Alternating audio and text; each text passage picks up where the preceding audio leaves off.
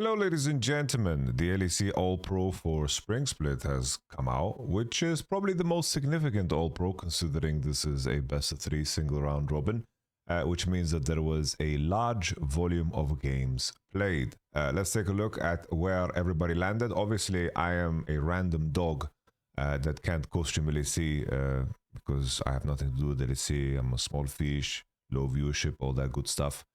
So I didn't vote. I thought I'd share my votes in the aftermath of me judging everybody else's vote, because that's what we do now on this channel. First All Pro, we got Kana, Yike, Vladi, Upset, Mickey. This is honestly probably the exact same thing I would put.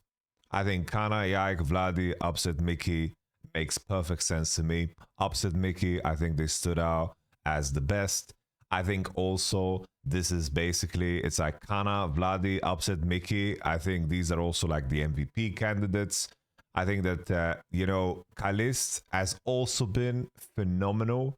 And I think that he had a lot of like pop-off moments, very, very crazy high-range plays. But there were some moments where he got caught left and right, and that's okay. That's not a criticism. It's just the nature of his gameplay. Like Kalist had crazy, level, but I think the level of consistency from Upset and Mickey was just astonishing, Like they played at a solid 95% in every game, and Kalist had the occasional 100, but he could drop some 80s too, if that makes sense.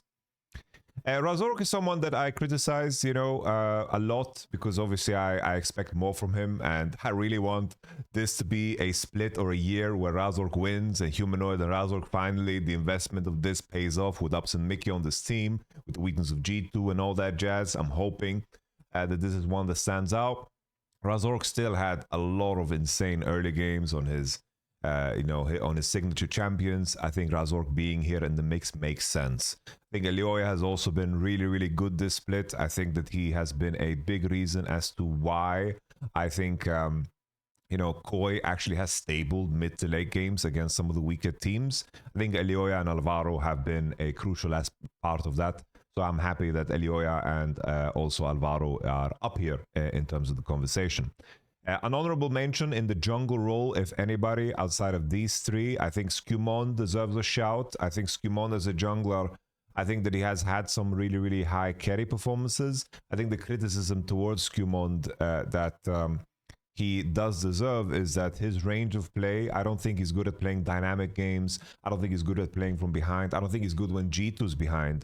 Often either G2 is ahead and they kind of snowball the game clean till the end because they stack dragons, or something goes wrong and they don't know how to recover. And I think this is something Skumon needs to work on. In the end, this is his first year.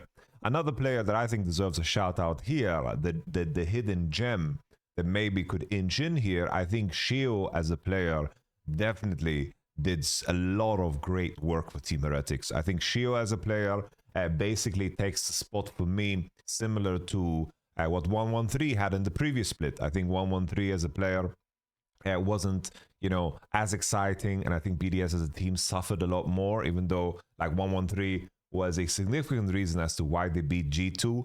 In the aftermath of that, we realized that beating G2 wasn't that big of a deal.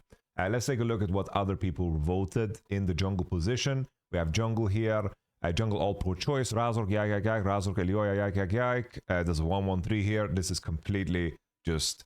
This is just silliness. MGG, they put 113 first. They're watching the wrong split. Yike, I appreciate the base Sheo angles. I think, in terms of valuing a player, obviously when you are not winning as much, it becomes a little bit tricky. But I think if you paid attention to how important Sheo was to Team Heretics' success, I think he deserves a lot of credit, because I don't think that his, solo lanes or like his AD carry as much power as some of the higher end teams like KC, G2, and even Fnatic, of course. Let's see the second row. Razork Isma. Isma is crazy. GX had a very tough going and a rough going of the first half of the split, and I don't think, even though GX started doing well and Isma is playing some of his best games in his career, I think the story and the recency bias doesn't make sense to put Isma in this conversation. We have a lot of Skumons here, so it's crazy. Skumon actually got a lot of jungle all pro 2 choices. Sheep Esports, we have Tryhard Check, Let's see some of the teams, what they voted. Vitality put Yike and Shio. We have SK Gaming, Elioya. It seems like the LEC, like none of the teams or players or the staff, none put Skumond in the second row. They did put Skumond 3 though, Shio, and then another Isma here from Vitality. Pro players put Isma. I think the majority of it is an agreement, right? Like my combination would be basically, I think it would be Yike, Elioya, and then I would probably put Razork. Like, I don't want to be, you know, I'm biased, obviously. This is a list that is mine. It is very, very biased in itself. But I want to be careful to not be overly biased against Razork too, because I just want them to do well. And I think the other players that can fit in here is Shio, and then finally Skumond. I think the conversation of Isma, you know, these are the honorable mentions. I think they can, you know, be interchangeable depending on what your metrics are. But I do think Razork, still insane early games. I give credit to Elioya's consistency, to the rise of Mad Lions Koi. And I think you can make the argument to put Razork second too. I feel like in terms of the jungle vote, it is very, very passable, solid to me. Just some Isma votes said they were crazy. And let's talk about mid lane. We have Vladi first. I think it makes sense. He expanded his champion pool, had insane performances on Sylas, had the classics on Yone, had mage games that were fantastic too. I do think that Vladi is an MVP candidate. I think he had an insane split. I think Vladi is really, really good. The conversation about who comes next, I am surprised to not see Humanoid here. Humanoid, are people just used to hating on Humanoid? I think it's surprising to me that Georgia Pune made it all the way to second. I think Georgia Pune had a very good split, but all the way to second, I think, is a very, very big jump to me. Like, I don't think Georgia Pune had necessarily a better split than Humanoid. I don't think that he had a better split than, you know, arguably even Caps, you know. I think it's just that Humanoid is easy to hate and Caps performed worse than usual. So this is going to always be in the lens of people that if Caps is underperforming and he's not performing as good as he is, then he must be worse than usual. But let's take a look at the votes. We have the votes for mid lane. If we scroll, let's take a look at mid lane votes. Mid lane All Pro, Georgia Pune, Vladi, Chayek. Someone put Chayek here. Well, the same person put Bukada as well. So, you know, obviously some people just, some organizations should not be allowed to vote. Vladi, Humanoid, Camilo. Somebody put Camilo here. Somebody put Camilo. Camilo Aurori, all right? Camilo, apparently. Vladi, Georgia Pune, Nuke. Mid lane All Pro, on-air talent. But they don't say the name. They don't say the name here. They don't say the name. I think Nuke is a tough one for me, man. Tough to digest. Vladi, majority Vladi, right? Majority Vladi. Let's see the second row. Vladi, Caps, Vladi, Georgia Pune, Caps, Georgia Pune, Caps, Humanoid, Georgia Pune, Caps, Humanoid. I kind of want to see what the teams put. Because all the teams are putting Humanoid second. Humanoid, Caps, one Georgia Pune, Humanoid. So basically, as we can see, the journalist vote and the broadcast partner vote and on-air talent vote is skewing quite hard here with Georgia Pune. I don't think it's super egregious, but I think Humanoid not being in the top 3 is ridiculous to me, by the way. Humanoid not being in top 3, I think Humanoid should be second, and I think Georgia Pune and Caps can be fighting for third. I think Humanoid not making it, I think that's just like people just love to hate Humanoid. But Humanoid had an insane split, by the way. He had an insane split, and I think he deserves credit for that. You know, I think he had a really, really good split. Like if we take a look at just Fnatic's match history, let's just pull it up real quick because we're doing this. You know, one take Drake is what they call me down at the supermarket. Let's pull up the pick and bans spring season pick and bans. Trying to remember, you know, Fnatic's losses were against Koi, and then that silly loss against SK. You know, it's like if you take the Humanoid head-to-head matchup against the best mid laners in the league, Humanoid had a really good series, in my opinion. I think he deserves a lot of props for this one. I think it's just really extremely underrated. Fnatic dropped a series against Koi. That was the goofy endgame, right? Very, very goofy endgame. There's some mistakes, definitely moments where you're like, what the hell are you doing, Humanoid? Come on, man. Like in that Koi series for sure. But to me, it's crazy. Like even in this one, like Aurelion Sol, Humanoid made fun of G2 altogether. Like, I don't know. I think Humanoid not being here is crazy, you know? I would put Vladi, Humanoid, and then I would go so far to... I can see a Jojo Pyun 3, you know?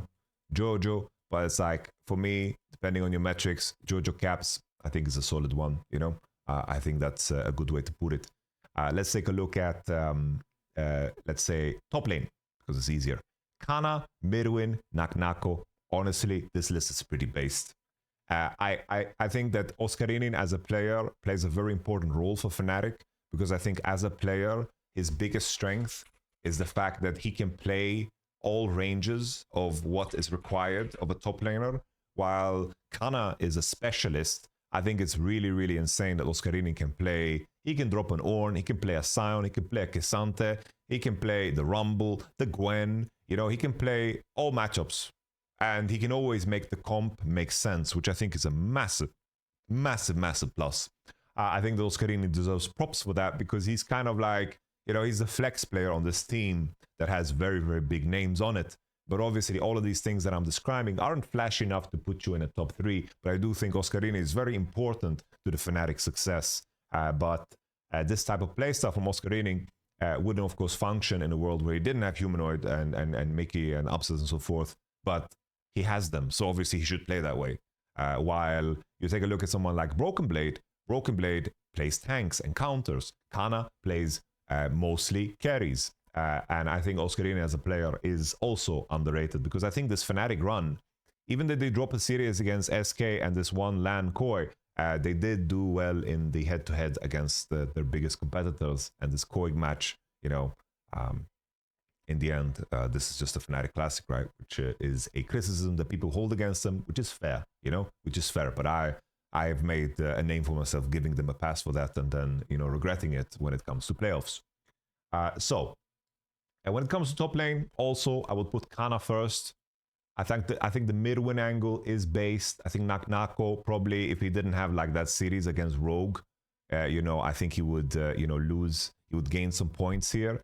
I think this split has been very bad by BB standard and also by top lane standard in the league. I think mid-win has been pretty damn good. But I think that the idea here, Oscarinin versus Naknako, is something that is interchangeable. And then for those who wonder, I would probably put like BB 5th or even 6th, because I do think Carlson had a pretty decent split. I think that he had moments that were, you know, decent. But I think Oscarinin is someone that definitely, you know, it looks like I wrote Osama, but I did write Oscarinin, just so you guys know. So it's 1, 2, 3. I honestly don't mind this list too much. I think these are things that can change, but I think Kana first is for sure a lock. Let's take a look at what the votes were. Kana, Broken Blade. Oi, oi, oi. Kana, Naknako. Mirwin, Naknako, Oscarinin, Naknako, Mirwin, Oscarinin, Broken Blade. Naknako, Mirwin, Naknako, Broken Blade. A lot of Broken Blades seeped in here. I do think that, you know, if you want to appreciate anything about Broken Blade's play, there were, you know, tank games that were pretty damn good. You know, his Jax game stood out as something very positive too. But I do think that, for example, his set game deserves a lot of criticism. His Morphight game, right? The Warwick Blind. Maybe I'm giving Broken Blade the same treatment, but it's like Yasuo counter picks were also very, very ugly. You know, I think that, at least in my mind, if you're counter picking, you better do it well. And that's why, in my mind, also Naknako is losing points. Because if you're picking something like Yasuo, you better play damn good. Because he also, of course, in that Rogue series that they lost, if you guys remember earlier on, you know, he had the Akali and then he had the Yasuo. This like really sticks out as a really, really like awful game. While the Anivia game was good and the Silence angle was insane, like he did have a series where he did really, really stand out and carry, you know? So shout outs to him. Okay. I think this is solid. I think Oscarini probably, honestly, I want to put Oscarini in 3, man. I want to put Oscarini in 3, but it's okay. We leave it at that. Let's continue to bot lane. Let me just see the votes on third choice. Adam. Ooh, that's tough, man. Adam votes are tough. I don't think Adam belongs here. Like, in a world where we didn't have good top laners, maybe, but we had some good performing top laners in the league. Like, we are not missing good performing top laners on teams that actually won, you know? Like, there is an abundance of that, so I don't buy it, even though, like, Adam had, like, decent moments, but not enough for me to get excited about. All right, let's take a look at bot lane. So bot lane, we have Upset, Kalis, Criminel, Hans Sama. Okay. I think that's fair. It's my main criticism towards you know, because people are gonna wonder, right? It's like bot lane, Upset, Kalis, Upset. I think Upset should be first. I already explained why. Here, Kalist comes through, and then Hansama. Like, I think it's crazy to put Hansama over Kalist and Upset. I think that's absolutely psychotic. And then I think there's an argument. Hansama's case is peculiar because I think he's so one-dimensional in his play. I think Noah, Ice as players, you could make arguments as to why they should be potentially above. But it's kind of like a deep cut because these players played on worse teams. So it's definitely trickier. But Upset and Kalist, anyone who didn't put them in a combination of top 2, just either are Fnatic themselves, thank God, or they just don't like these players for some reason, which is crazy, right? So here we have Kamin Corp. Like, it's basically Casey and Fnatic that didn't put that combination, right? And let's see if there's anybody else. Kalist, Upset, Kalist, Flaked over Upset. Upset not even in top 3. Upset not in top 3, guys. Upset not in top 3. Let's follow this line here. See the Razork name, Naknako. Korea broadcast. Yo, why does a Korea broadcast hate Upset? Korea broadcast hates Upset. It's the inside scoop. Kalist, Flaked, Noah. All right, let me see. Upset Hansama. Do they just... Well, Upset Hansama over... They put Hansama... LEC broadcast put Hansama over Kalist. I think that's crazy. That's crazy, bros. That's crazy. You know, in the end, this is public, so it's made for us to scrutinize. But why didn't they put their names? Why didn't they put their names here, man? Why didn't they put their names? Put a name to the LEC broadcast. What are you hiding behind your analytical mask? Come on now. Come on now. Give us some spice. Give us something to work with. Come on, man. All right, let's see. Upset Ice. No Kalist here. This is also Chayek 3 with Nuke 2. Like, just complete humanoid disrespect here again. Come on now. That's crazy. Okay. Well, for me, I think... Yeah, I don't know. My issue, and for those who like think Super is really, really good, right? My issue is that Super for me is hard to notice. And I don't think that's a good thing. Maybe it's my fault.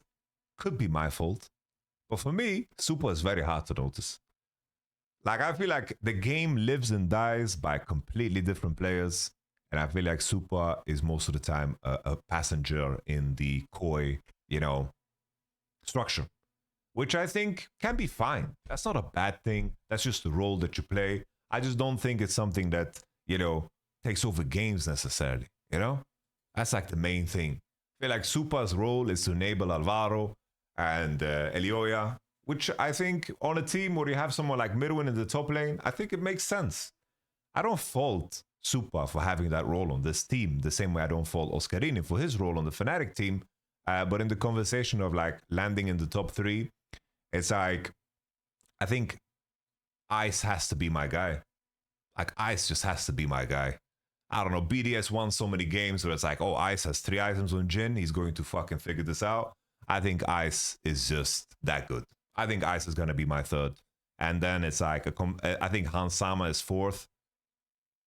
And I think Noah deserves a shout out. Like it's some kind of a combination of this, but we have some good ADCs, you know. We have some good ADCs, definitely. Like I understand that people are talking about like it's intangibles. I really love the mic checks and how it's noted, you know, how he's a leader on the team. But we're talking about what you do in the game, you know. We're not measuring intangibles here, like, because in the end it doesn't really matter in the grand scheme of things. Let's take a look at support. Mickey, Alvaro, Targamas. I think this is a solid list. I think that's a solid list. I think maybe you can even move Targamas up. I think you could move Targamas up. I have an eye on Alvaro as a player. I think that he sticks to a few champs. And I think that's solid. You know, that's good for him. But I do think in the BO5s that can be a fault, a problem. But what I'm mentioning has nothing to do with your best of 3 regular split performance. But I do think Targamas is solid. I think another person that deserves a shout out here is Stend. I think Stend had a very, very decent split. Let's take a look at the votes. Let's go all the way to the left. Support All Pro option, Targamas, Mickey, June, Mickey, Targamas, Alvaro, Targamas, Mickey, and a June here. A June landed here on first. June mechanically really good. Like if that's your spice, that's your flavor. I see you. I understand you. I can see that angle. I think for me, Mickey Targamas is 1-2. Third, I'm not a super big fan of Labrov. I think it's just a question of June, Alvaro, which is your flavor. June brings the mechanics, but I have to put GX whole split into consideration. And for the majority of the beginning, GX was too trash for anyone to show anything. And I don't want to have a end of the split bias here, because I do think the entire split matters. So I'm going to lean towards Alvaro. Yeah, I'm going to lean towards Alvaro. I think Labrov is definitely a very strong laner, so I understand why players might put Labrov here, because that's like probably the number one thing that you judge players by if you are a player too. So Labrov is still a very good laner. I don't think it's like egregious. But my top 3 would be Mickey, Targamas, and finally, I'm putting Alvaro. And these I think are interchangeable. I think it's arguable. And then I think Stend deserves a shout out. And then I think June belongs here too in the conversation. Labrov, yeah, it's just I have spent so much time analyzing Labrov as a player, so I know all of his flaws. So maybe I am too critical of him. It's just one of those things that I admit comes with the bias. In the end, this is a very biased list. I can't even call this a list because this work of art is extremely ugly. But there you have it. Is there anything you guys disagree with? Is something that is egregious yourself? Let me know what you guys think. Let's take a look at some comments. First time ever nated any player. Who the hell voted Isma Bukala to be second, third? Chayak first choice mid. That is crazy. All right, Skimon not even top 3, jokeless. If you're voting break, the LEC caster bias for G2 is disgusting. All right, Skimon and Humano both deserve top 3, but the rest is pretty solid. I think they did so too, potentially.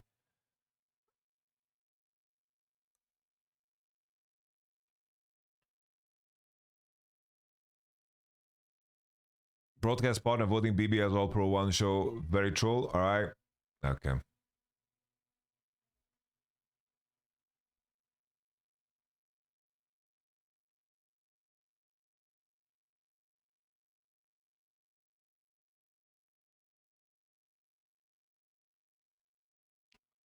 Yeah, I think Georgia Pune shouldn't be there, man.